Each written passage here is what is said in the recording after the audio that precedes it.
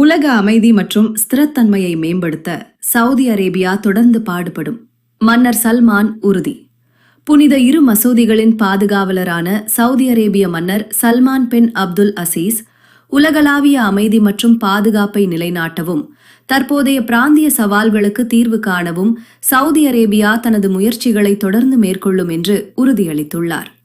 1447ஆம் ஆண்டு ஹிஜ்ரி ஈதை திருநாளை முன்னிட்டு சவுதி குடிமக்கள், குடியிருப்பாளர்கள் மற்றும் உலகெங்கிலும் உள்ள முஸ்லிம்களுக்கு மன்னர் விடுத்துள்ள வாழ்த்துச் செய்தியில் இதனை தெரிவித்துள்ளார்.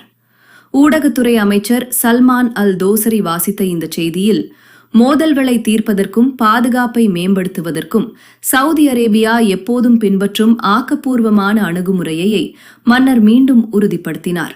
புனித ரமலான் மாதத்தில் லட்சக்கணக்கான முஸ்லிம்கள் எவ்வித சிரமமும் இன்றி உம்ரா மற்றும் வழிபாடுகளை செய்வதற்கு தேவையான அனைத்து வசதிகளையும் சவுதி அரசு சிறப்பாக செய்து கொடுத்துள்ளது.